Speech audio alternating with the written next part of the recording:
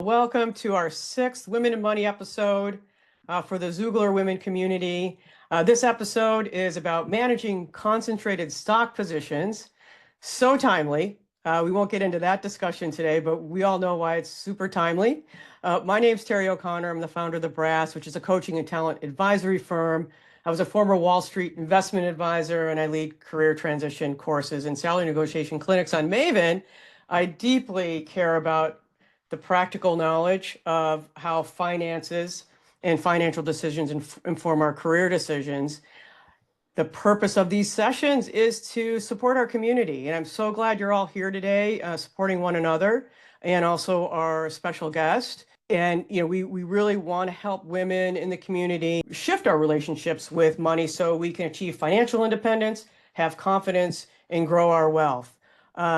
The conversations are meant to give financial advice. However, if you've come to past talks, you'll have noticed we have people who are very experienced in finance and investing. And then today, we have our guest, Beth Williams, who is very experienced, and she's an expert in financial planning.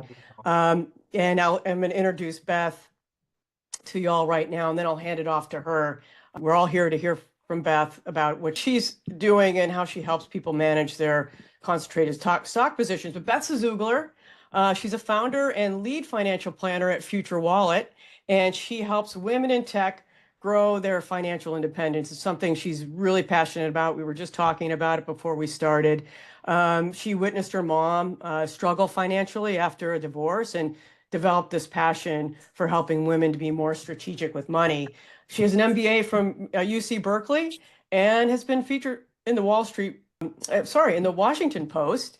And she's worked with hundreds of clients, like Xooglers like yourself, people at Google, Intuit, Meta, Spotify, to name a few.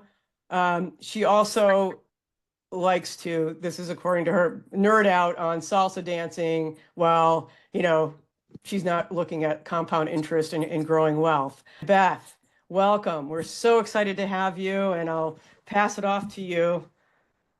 Thank you so much, Terry. I really appreciate the warm welcome, and I'm thrilled to be able to talk to everyone today about what to do with all those GSUs that you might have amassed in the time that you were working at Google. So I'll go ahead and share my screen and we can jump into it. So as Terry mentioned, today we're going to talk all about what to do with a concentrated stock position, which essentially just means, if you happen to have a large part of your portfolio that's invested in one or just a couple companies, what should you do with that? Terry already gave a wonderful introduction to myself, but as she mentioned, I'm a Xoogler as well, so it's nice to be among community here today. I worked at Google for about 4 years on Google's finance team, and then left several years ago to start my own business, the financial planning firm that I run today. So, but I won't spend more time on myself. I would love to spend more time today talking about Google stock and what to do to it. So, as Terry mentioned, you guys might have seen that in the past year, your stock portfolios, if you're still invested in Google stock, has gone down quite a bit. If you are like most Googlers, in my experience, you may have just left your stock to vest each month in the time that you're at Google, and you may now have several hundred thousands or maybe even $1 million or more of Google stock sitting at Morgan Stanley or Charles Schwab. And year to date, we've seen Google stock go down by about 17%. And so you may have seen your portfolio go down by like several tens of thousands or even hundreds of thousands of dollars, which, can be a little anxiety producing for many of us. And even if you didn't keep all of your Google stock, even if you just have a diversified portfolio, you've probably seen that go down this year as well. So this is a graphic representing the S&P 500, which, if you're not familiar, is the collection of the 500 largest publicly traded companies in the US. Google is one of those. And even the S&P 500 index has gone down about, I think this was taken screenshot yesterday, so down about 8% year to date. So not as much as Google stock, but still down. This in and of itself, like comparing the performance of Google, which I'll go back for a second, and the overall stock market, I think is a good reminder of what a diversified portfolio does for individuals. So individual stocks can often be more volatile and see higher ups and downs than a diversified basket of stocks, which we'll talk more about today. But all this to say, if you've noticed any of this going on, this might have triggered your interest in this conversation about, okay, I know I have this stock, what should I do with it? So that's what we're going to talk about today. I will start off with just doing a quick recap of walking through taxes around GSUs, because this is a question that I often get, is just understanding what happened in the time that you're at Google and then what happens to your stock now and how do taxes impact the decisions that you make. And then we'll spend most of our time talking about what should you actually do with your stock position that you have today, and then we'll cover questions at the end as well. And as Terry mentioned, I just want to reiterate, while I am a licensed financial professional, everything that we're going to talk about today is purely meant to be educational in nature. And so nothing that we're going to cover is meant to be a specific recommendation for any of you on this call. But if you are interested in getting personalized guidance, I do recommend that you reach out and talk to a financial planner or a tax professional about your situation. So let's jump into it and talk briefly about taxes. So in the time that you were at Google, your GSUs were taxed in the year that they vested. And most Googlers receive 3 different types of salary. You received your base salary, you had your bonus, annual bonus that was paid out, and you had your GSU compensation that probably vested every month. And each of these elements were taxed the exact same way. They were all considered ordinary income, and you needed to pay federal income taxes, state and local taxes, as well as Medicare and Social Security taxes on them. A common misconception is that sometimes people think their bonuses or the GSUs are taxed differently than their salary. And that's not true. The same taxes apply to all 3 forms of compensation.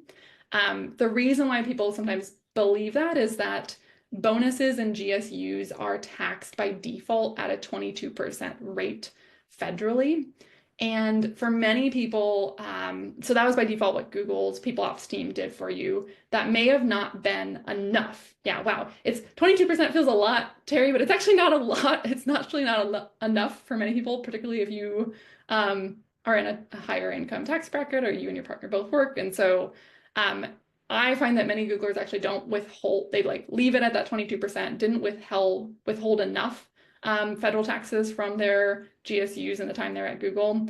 And you would know if that's the case if your experience was like every April you ended up with this large tax bill that you weren't expecting, you probably weren't withholding enough in the time that you were working at Google. So all of that said, that's what happened when you were at Google. And I like to just like pull up a screenshot to show you what this actually looks like. So this is an example of if you're at a Schwab, someone has their equity at Schwab. If you have it at Morgan Stanley, it looks a little different, but it's similar, that if you were to log into your equity account, you will see each of the rows indicating each of the vesting events that you had, and you'll see the number of shares that vested on each of those dates.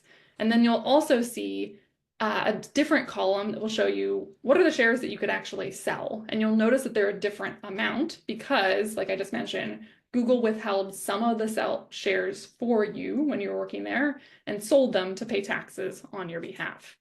So like this, if we look at this top row as an example, someone had 120 shares that vested. In this instance, about 50 of them were withheld to pay for taxes. About 70 or 71 are remaining. That's what's actually still available for you today to be able to pay taxes on. And this is just another illustration of, let's say at the time Google's share price was around $50. If you had 120 shares that vested, that was about $6,000 of income you had. Some of that was withheld to pay for taxes. Some of that you actually got as Google stock, and that's what's sitting in your account today. And so the question is now, what do you do with those vested shares that you have? Well, the vested share, the technical term for it was the cost basis on the day that it vested to you. This was the value of Google stock on the day that it vested. If you either were working for Google for a long time or you had shares that vested several years ago and it's been a little while since you've been at Google, even though Google's share price is down year to date, probably for most of us on this call, most of your shares have still gone up in value since the time they vested to you. And so if that's the case, that increase in value is considered a capital gain, just the growth on each of those shares. And if you were to go out and sell your shares today, you have to pay taxes on that gain. You have to pay taxes at both the federal level and state and local income tax level, if those apply to you. I'll pull up this slide because it's a little easier way to look at it. So again, whatever the price of Google stock was on the day that it vested to you, you paid taxes on that day. However, if Google stock has grown in value since then, you are going to owe taxes on whatever is the increase in value since that time. And it's not just federal taxes, it's also state and local taxes as well. And if your income is high enough, and that means as a single person, if it's over $200,000, or as a married couple, over $250,000, you actually also are going to owe what's called net investment income tax on those shares as well, which is another 3.8%. And so that's probably why some of us are here today, is you're like, okay, maybe I'm interested in diversifying out of some of my Google shares, but like, what taxes would I pay if I did that? And what options do I have? So that's what we're going to talk about next, is what options do you have for those Google shares? And the reality is there is no single one answer. It really depends on your financial situation and your goals. And so when I work with clients that have large concentrated positions, we often start with just exploring a couple key questions. One of them to understand is, how much Google stock do you even own to begin with? What percentage of it is it of your total net worth? And in general, I like to see clients having, if you have a concentrated position, ideally it's less than 10 to 15% of your overall net worth. The reason for this is that, let's say your Google stock was 70% of your net worth. It just means that your total net worth is extremely tied to the performance of one company, which can be risky. And depending on your overall financial situation, that may put you in a tough position farther down the line. So it's good to understand just holistically, how does Google represent, what percentage does it represent of your total portfolio net worth? It's also important to understand, what are your different financial goals that you have today, and are you on track for those financial goals? And specifically, what role does your Google stock play in your portfolio, and how does it support those different financial goals that you have? What do you plan to use your Google stock for? So are you planning to use it to pay for a home down payment in the next year? A home down payment in 5 years from now? Do you not know at all what you plan to use the funds for? These are good questions to ask yourself. And ultimately, you want to get to a place where you have, like when I work with clients, all money that you have should be assigned a financial goal. You should know what the purpose of that money is, because only after you've assigned it a goal, you can know whether the portfolio or the investments are appropriate for that goal. And then another good question to ask yourself, and this is a fun one, imagine if you were to wake up tomorrow morning and let's say, for instance, you have $300,000 in Google stock today. If you were to wake up tomorrow morning and someone were to give you a check for $300,000, what would you do with that money? Answering that question, often helps us understand like what our financial goals are, because you might be like, yeah, I'd go buy that house tomorrow, for instance, if you're saving for a home. But secondly, most people don't respond to that question saying, oh, I'd immediately go put it and buy $300,000 of Google stock. And the reality is that there's a lot of inertia sometimes in our financial lives, that like when we were working at Google, we had shares that were vesting. Maybe we didn't exactly know what to do with it at the time. We were really busy, wrapped up in our job. And so we kind of just left things where they were. And now they're just sitting there. And the easiest thing to do is to do nothing, right? And just let them continue to sit there. But that doesn't necessarily mean that that's the right thing for you. And I think asking yourself a question like this, like, what would I do if I got the cash today, can be a helpful reminder of like, oh, okay, maybe inertia is not the right answer here. Maybe I should consider other options. Ultimately, answering questions like this can help you understand what's right for you, and ultimately how much risk you can afford to take. Because by having a large percentage of your portfolio in a single company's stock, you're exposing yourself to more risk than you would if you had a more diversified portfolio. So that said, and I guess one thing I want to iterate with this of like, why is the answer to this personalized? It really depends on your goals. So for instance, like I mentioned before, like if you're trying to buy a house in the next 6 months, you probably shouldn't have your money invested, your down payment funds invested in the market, because this year is a great example of that. If you came into 2025 thinking, my partner and I are going to buy a home this year, and then suddenly your portfolio is down 20%, that really hurts. You don't want to have something like that happen. And so if you are planning to use your GSU funds to buy a home in a really near term, you probably shouldn't have those funds invested in the market at all. Or if they are, the reality is you're going to need to be flexible, right? You're going to need to take a look at it and be like, okay, maybe now that market's down 20%, maybe it's actually not the right time. I need to be flexible. I need to push out my timeline further. But if, for instance, maybe that's not the position you're in, maybe you're not trying to buy a home. Maybe you're thinking that your GSUs are going to be part of your retirement savings. Like this is money that you're going to use 30, 40 years from now. Well, if that's the case, it's true that Google's done really well over the last 10 years as a company, but how is Google going to perform over the next 30, 40, 50 years? Do you really want to be reliant on one single company for your retirement savings? The reality is probably not, right? Because when we look at historically, right now, tech company valuations are very high, and tech companies represent, like if we were to look at the 10 most valuable companies in the United States, the majority of them are tech companies.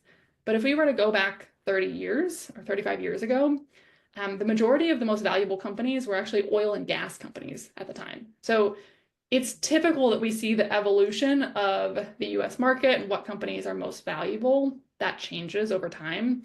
Do we think Google is going to continue to be a top company for the next 50 years? I don't know, but personally, I don't think I would want to risk my retirement on that. So if you're thinking that these funds, for instance, are retirement funds for you, that might be a good reason why you want to start to think about diversifying them. Or, one more example I'll give is maybe you're in a position that you're really fortunate and you're financially independent and you don't actually need these GSUs. Like it's not going to make or break your financial future, whatever you do with them. If that's the case, then the concentration risk may not really matter to you. However, you can still be strategic with your GSUs. So maybe you're someone that gives annually to charity and that's something that's really important to you. It would make more sense for you to start giving your Google stock to charity because of the tax benefits, and we'll talk about this in a second, than it would be just giving cash. So again, those are like a couple different scenarios about why the approach you might take depend on your unique circumstances of your holistic financial position as well as your specific goals. So with that said, we're going to talk about some of these strategies though right now. What could you consider doing? So at the most basic level, you could consider selling some of your shares to de-risk your portfolio. Ideally, you'd be working with a financial planner or a tax planner to develop a strategy. So typically, you're not just going to go in and sell your whole portfolio at once because it's probably going to result in a large tax bill. So you want to understand what is your annual income each year, what are your other sources of income, and ideally start to sell in a strategic way to minimize your tax burden. And what I find is that's often like selling a small portion of your portfolio gradually over time.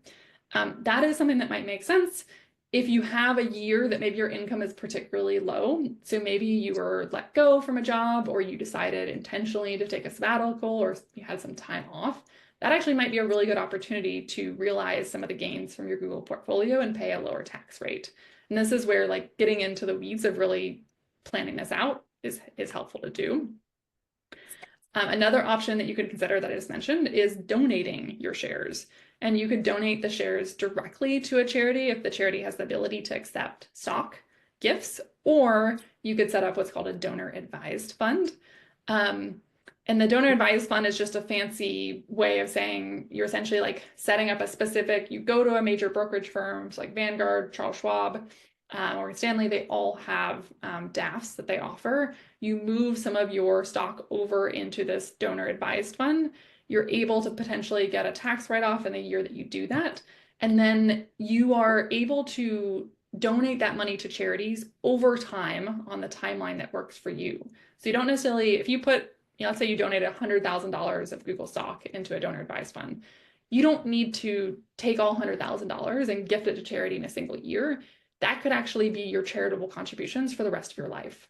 And you can have the funds in a donor advised fund invested so they continue to grow over time, and then you slowly make grants. So it's a really interesting strategy. I like to just clarify this for people because with donations to charity, I find that a lot of people's the way people think about donations is like maybe you have a friend who, you know, is running a fundraiser and they ask you for a donation, or there's like a nonprofit that's really meaningful to you and you decide to give some money to it. And most people just tend to, you know, pull out your credit card or open up your checkbook and like write a check. That's how most people make donations. But the reality is, for many people, particularly if you're higher income, that's not the most strategic way to be donating.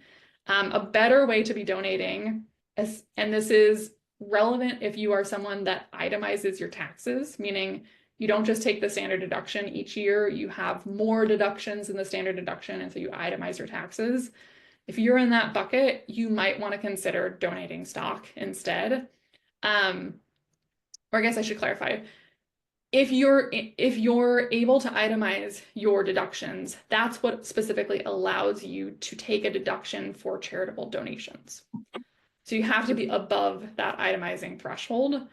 And then if you are above that threshold, you're going to get a benefit from donating, period, but you're going to get even more benefit by donating stock. And the reason why that is because let's say you have some highly appreciated Google shares. Let's say, for instance, they vested to you when, you know, Google was $30 a share, and today Google is $150 a share.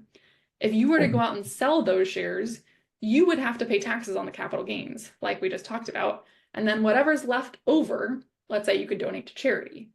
But if you took this approach instead of donating your actual stock shares, what happens is the entire value of the shares goes to charity. So in this case, the whole $150 of the share goes to charity. You don't have to pay taxes on that capital gain appreciation, and you actually get to take a tax deduction for the entire amount. So it's a win-win situation that you get to deduct a significant amount on your taxes, the charity benefits that they get to keep more. Everyone benefits. And the reason why this exists is that a lot of the IRS tax code is built to incentivize certain things. In this case, it's trying to incentivize charitable donations. So this is why if you are someone that's charitably inclined, it's a strategy to think about. Yeah, it is wonderful, Terry, that you can get a full deduction. There are some nuances that it's important to understand, that like you're limited up to a certain amount of your adjusted gross income per year that you can do this. And you, again, do need to be itemizing your taxes in order to benefit from it. So again, that's why, you know, do the due diligence or work with a professional that can help run the projections for you to make sure that you can benefit from these strategies. Maria has a question about what's the threshold for being able to itemize your taxes. So it depends on if you're single or married, and the amounts change every year. For this past year, it was around, I think, a little above $14,000 for single people and around $27,000, $28,000 for married couples. And so what that means is that there's all these different things that the IRS will let you deduct for. So like if your medical expenses are above 7.5% of your adjusted gross income, or if you donate to charity, that's something that you can deduct. There's a bunch of different things that you can deduct for. And basically when you file your taxes, what happens is you look at the list of all the things that you can deduct. And let's say you were to do the math, let's say you're single, and did the math and you added them all up, and your total deductions were $6,000. And the standard deduction it's a little over $14,000. You're going to take that standard deduction of over $14,000 because it's higher than adding up all your individual items. And so what this means is that, you know, in that situation where you're adding up all your different items, and let's say you donated, you know, $2,000 to charity, that doesn't actually get you a tax deduction if you're adding up all of your itemized deductions. Sorry, you're adding up all of your deductions and they're less than the standard deduction. So what typically happens is people typically qualify for itemizing their deductions when you're pretty high income, because one of the things that you can itemize is your state taxes up to $10,000. So if you have more than $10,000 of state income taxes that you paid, for instance, in California, that immediately gets you $10,000 towards your deductions. And then if you have a mortgage, you can itemize your mortgage interest, or at least a portion of it, depending on the size of your mortgage. And so I typically see like couples who itemize typically are in high income tax states like California and have a mortgage, and that typically gets you to the point that you can start to itemize your taxes. So hopefully that helps. It gets a little complicated. We can talk about it more too in the Q&A if that's helpful. And you guys, like yesterday was tax day, so you may or may not have filed your taxes by the deadline you might be extending, but you can literally go to your tax return and take a look at the first page on the 1040 to see if you're itemizing or not and understand what your situation is. There was another question in the chat about whether we can donate to small, like the process is different for small versus large charities. So you have to reach out to the charity to see if they can accept stock donations. That's really the process.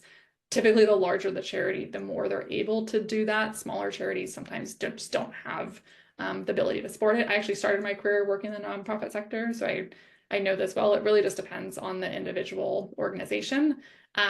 Or if you choose to set up a donor advised fund, then you actually make those donations through the donor advised fund, and they will have their own process. So typically you're going to log in online and indicate which charity you want to make a contribution towards, and they actually help support that for you.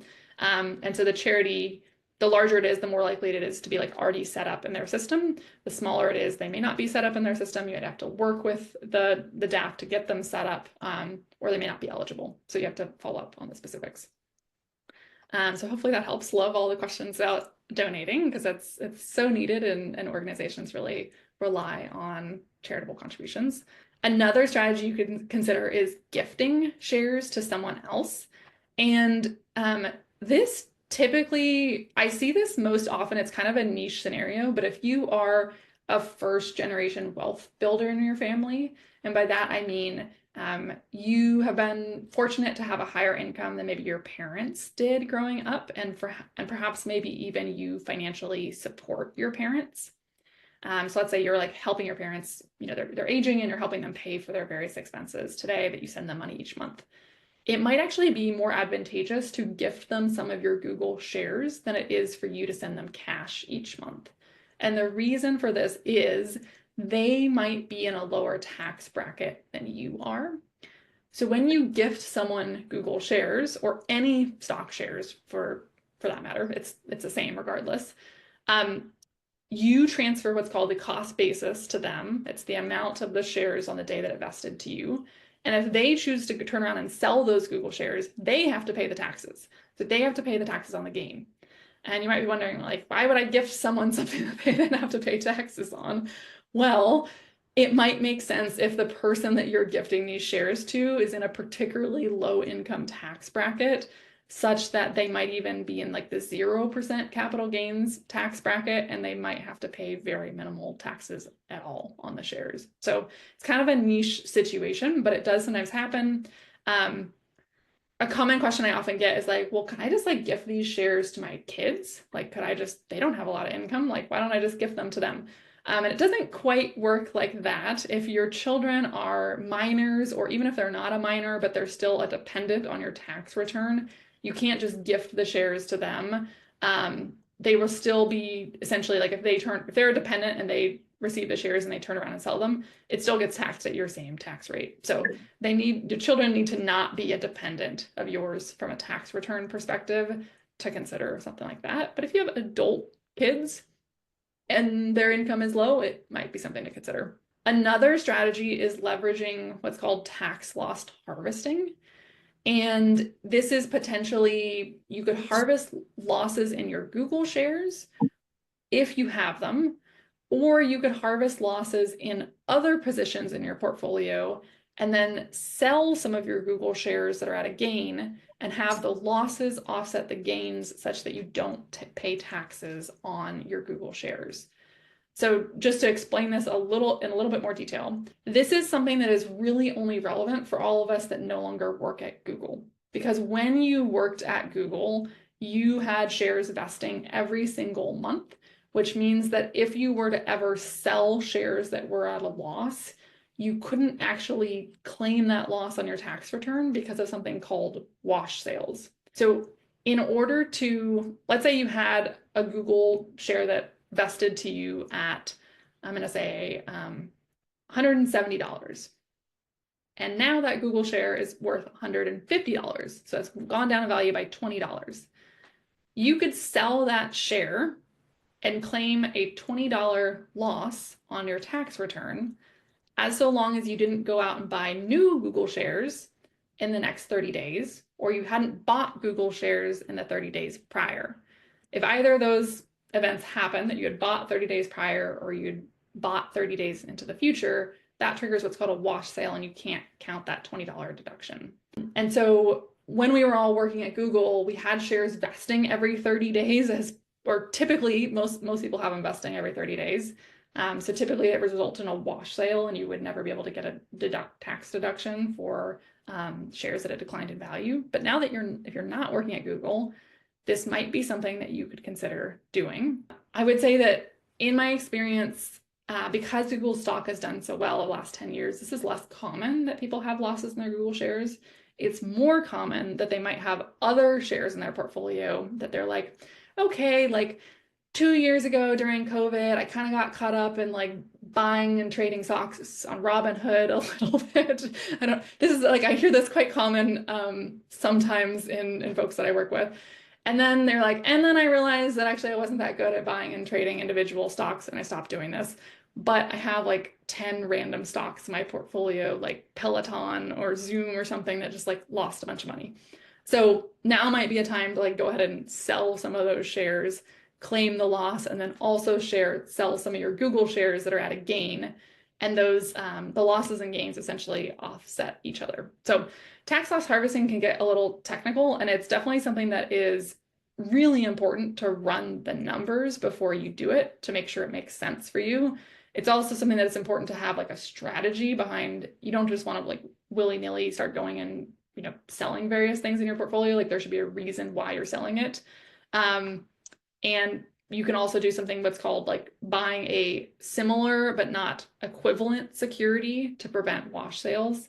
But it's definitely a valuable strategy to consider, particularly in years like right now when the market is down. It's something to leverage. So like I, for instance, recently helped a client sell a position in which they were able to tax loss harvest $70,000 of losses that we're going to use to help offset other gains in their portfolio. Or if you don't have gains in your portfolio, you can also offset $3,000 of ordinary income every year and then continue to roll that loss forward to future years. So super valuable to think about.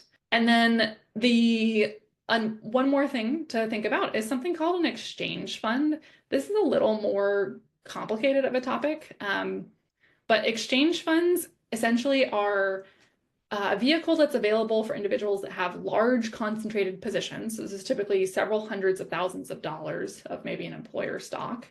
And you would take your Google stock and you essentially pool together with other investors who also have large concentrated positions.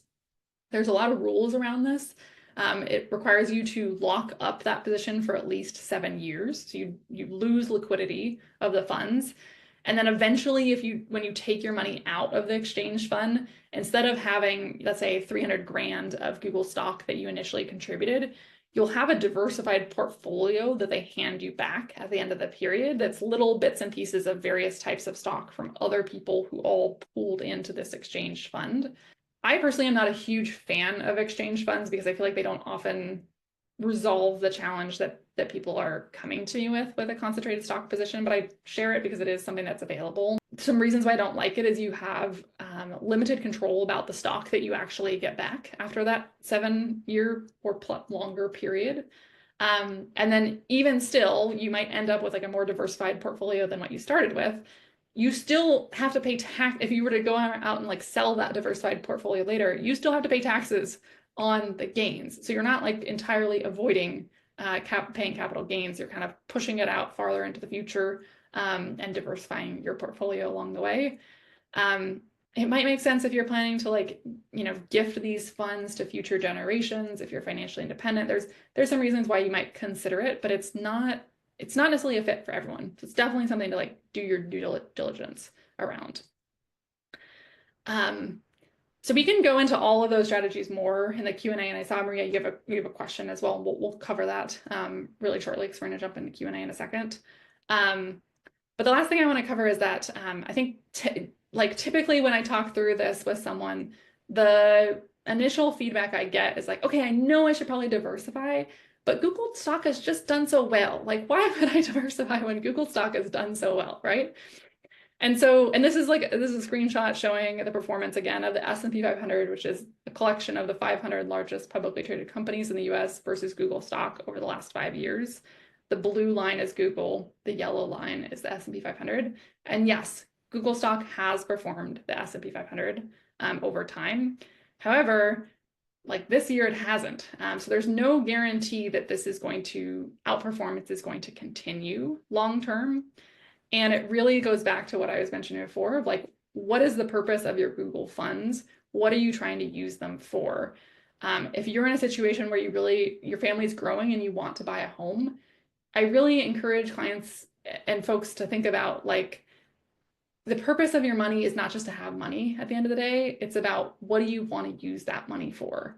And so if you're trying to buy a home because it's going to provide a wonderful place for you to grow your family, that's what you need to focus on. And maybe the security of knowing that you're able to buy that home is more important than trying to weigh, like, is Google stock going to continue to go up or not?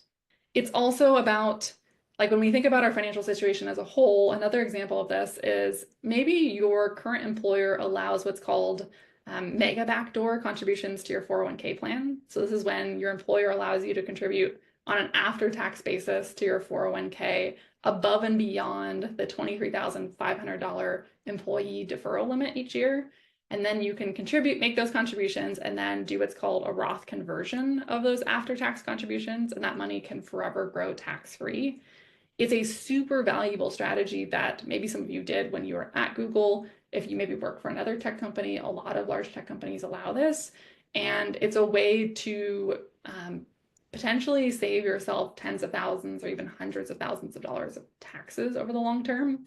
And so like that, I give as another example of like, maybe that's something that's currently available at your employer, but you don't have enough cash flow to be able to fully fund that.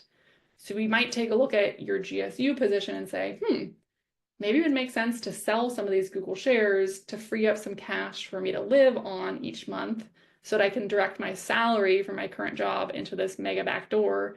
Because if we look at the math, net, long term, I'd be better off by doing that. So like it's important to look holistically at your situation to figure out what makes sense for you.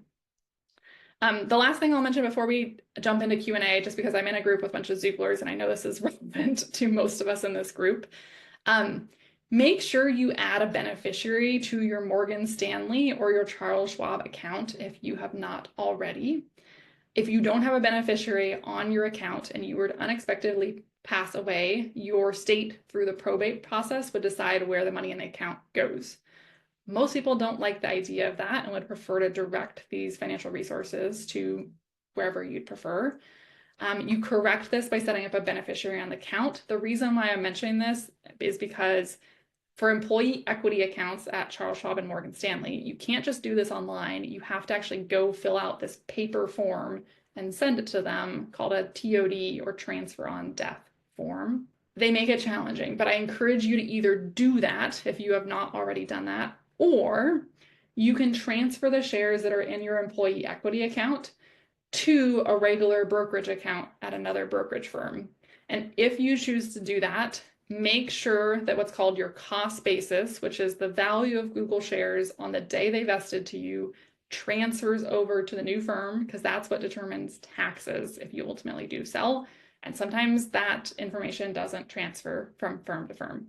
So I just mentioned this of one, make sure that you have a beneficiary. Two, if you want to make it a little easier for yourself to have a beneficiary and just do it online, the only way to do that is actually transferring your shares outside of your employee equity account. But that's just a quick tip that I like to share to make sure that y'all have that in place. So hopefully y'all found this helpful, and we'll spend the rest of the time now talking through Q&A. If you want to stay in touch, I encourage you to do so. I'll add a link in the chat. If any of you, found this session helpful and you're like, hey, I really could benefit from just finding an opportunity to chat with someone a little bit more about my personal situation, I'd welcome, to set up a call together and we can chat more. And I'm happy to see if working with me might be a good fit for you, or I'm more than happy to refer you to someone else that might be a good fit for your situation. I encourage you to reach out if that's something that might be helpful for you. And then I also will add in the chat if you'd like to stay in touch. I'll put in my LinkedIn account, and I also have an Instagram account for my business that I post educational content on from time to time. So please do reach out there. And with that, we'll turn it over to Q&A. I think Maria had one question that I'm going to scroll back up to in the chat, and then we can take more questions from there.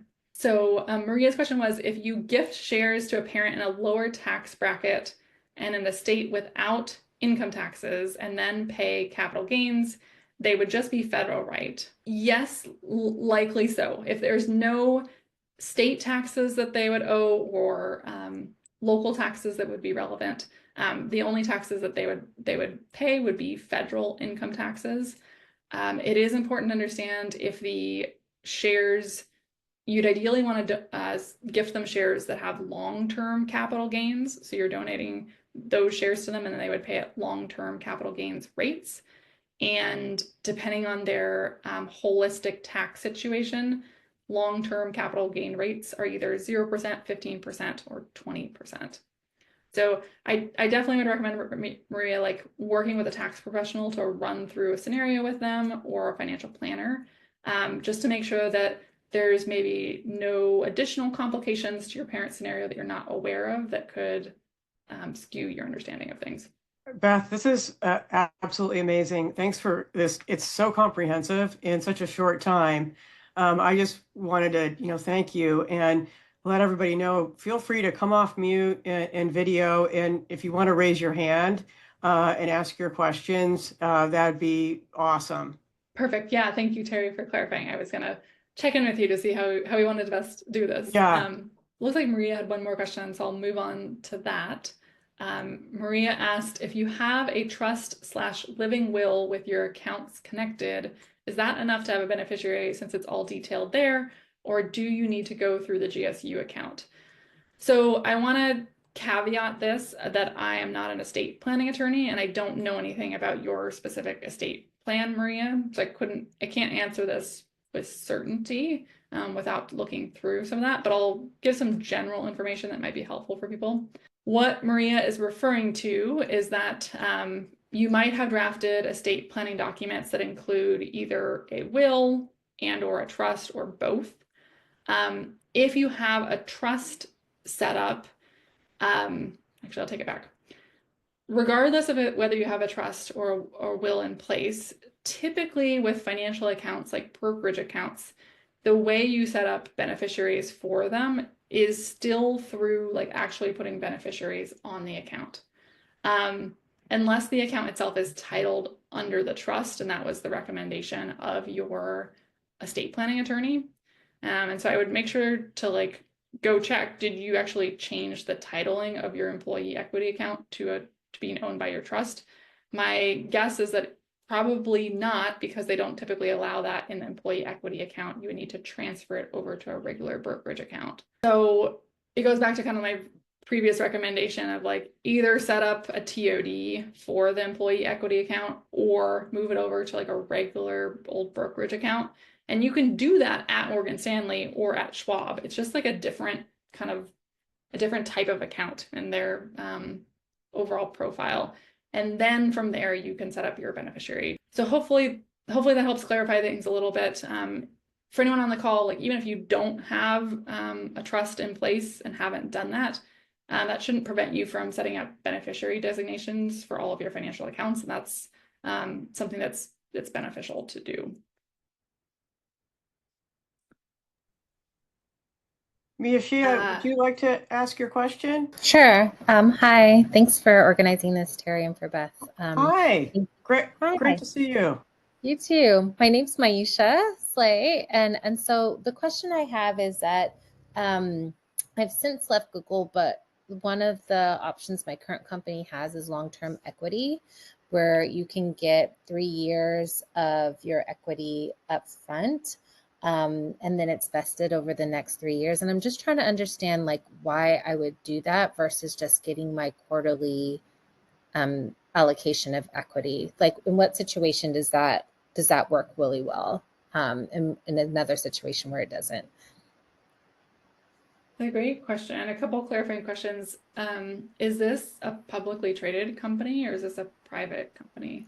Publicly traded. Okay. And just to make sure I understand, they're either saying, you can get 100 shares up front, or we'll give you, let's say 33 shares a year that vest monthly over 3 years. Those are the options. I think the options are like you get everything up. That's why I'm a little confused. It says like you will be granted upfront and will vest monthly over the next 3 years of like that. I guess your grant allocation that you put for the next 3 years. So let's say my allocation is 20,000 stocks or something, 20K. I guess I would get the full 60 for that one time, and then it would vest monthly over the next 3 years versus if I just say, hey, each month I want 10 stocks or 5 stocks or whatever for the quarter. That's what it would be. Okay. Yeah. So it's hard for me to know. Again, I can't give personal advice on a call like this. And I assume there's some nuance to this. It's kind of unusual. I've actually never heard of that before. I've seen some other different types of scenarios of like, for instance, like Spotify is an interesting company that they like allow employees, if you receive stock compensation, you can either get it in the form of stock options, you can get it in RSUs, or you can get it in a combination of both and also in cash. So like they have like kind of like a range of different things that they offer you. This seems a little nuanced. I guess like my initial reaction is like, if you were to get all of it up front, it's going to be more income than if you were to get small amounts over time. So you would want to look at the tax impact for you of your overall situation to understand, does it make sense? Like, did you have a low income year and actually getting it all up front makes a lot of sense for you? Or is it better for you to get it over time? Because again, when stock vests to you, it's considered ordinary income and you have to pay taxes on it at that time. So that's one reason to consider. There's also just like the cash flow impact for you of like, you're either going to get a bunch of money at once and then you need to budget out what you're going to do with it versus small amounts over time. So depending on your personal preferences, you might prefer one or the other. If you get it all up front, you get to decide immediately what you want to turn around and do with it. Whereas if you get it over time, there's some trade-offs there. And I would also then just like try to understand more about what your company's overall equity philosophy is. So is this like, are you going to is it like Google that you get refresher grants each year? And so it's going to start building on those amounts? Or is it literally just like a one-time package and then it's done? So I think there's like some practical considerations around cash flow and taxes. In terms of other reasons, I would probably want to look at the details a little bit more to see if there's something else that I'm missing that could impact that. But hopefully that helps. Thank you. These are such great questions. We have a couple more in the chat. Melissa, did you want to ask your question? Yeah, sure. Hi, everybody. So I am interested in buying a house. The market is maybe a little bit softer right now than it has been recently. So I'd like to sell my Google stock, but it would like trigger capital gains based on the increased value since they vested. Is there any way that I can like hang on to more of that money? Is there any trick or workaround where I wouldn't have to pay so much in capital gains if I don't have other stocks to balance the losses? It's a great question. I'm going to pull back up a screen that might, it's a good illustration of this. So, and this is a great question, broadly speaking, for any of you on the call that are considering at any point to sell any of your shares. It's really important to understand that you should be strategic about what shares that you're selling, or similarly, what shares you're gifting or what shares you're donating, because all of your shares are not created equal when it comes to taxes. And if you don't go into Schwab or Morgan Stanley and tell them what shares you want to sell, they're just going to do typically like it's a first in, first out strategy, and that may not be optimal for you for taxes. So what you want to do is you want to go into your account profile and indicate that like if you're liquidating shares that you're choosing the specific lots, or it's called like the spec ID of the shares, and you actually go in and select which shares you want to sell, and you want to look at the tax impact of which shares that you're selling. So Neha had a great comment, is that like in this example here, this is like 3 different vesting events. And you'll see here that the acquisition price of the Google stock is different in each of these rows. So you'll see under acquisition price here, there's a variety of stock prices, and Google stock today is around, I think, like 155, 160 a share.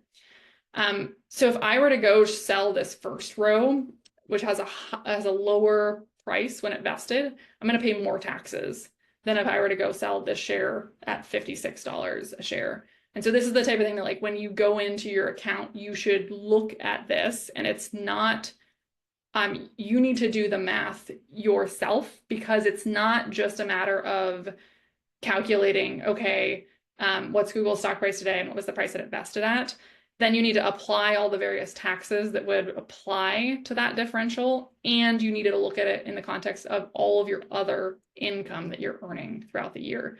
And so like this is the type of thing that like if it's a large amount of money, it might be helpful to work with a tax professional or work with a financial planner to isolate it, because like for instance, when I work with clients, we'll take like your entire Google position, put it in a spreadsheet and apply formulas to it so that you understand, okay, if I were to go sell any specific shares, like what is the actual taxes that I'll end up owing on this? Because you don't want to be surprised by it. But hopefully that helps, Melissa, that like, yes, you can lower the overall taxes potentially by being strategic about which shares that you sell, particularly if you have some shares that vested relatively recently or vested at prices that are close to Google's stock price today. You might be able to lower the capital gains. And this is also an example where I think there's often a misunderstanding that you might hear like, oh, only sell shares that you've had at least a year and a day because you'll incur long-term capital gains. And they're more favorable. While that statement is true, you might have shares that are short-term capital gains, but the gains are super tiny. They're like $1 a share. In that case, it might still make sense to incur short-term capital gains because your overall tax burden would be smaller. So you do want to do the math.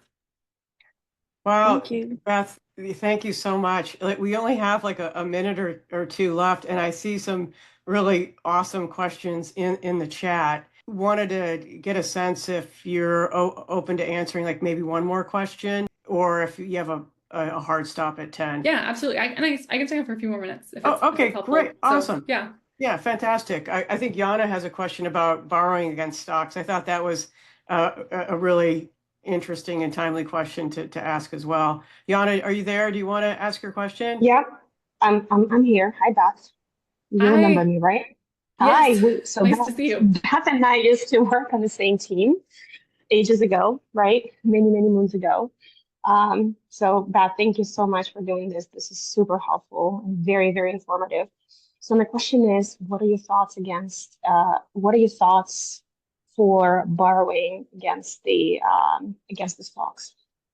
Yeah, it really depends on your situation. So again, in case anyone's not aware, if you have stocks in a brokerage account, some firms will allow you to borrow money against those positions.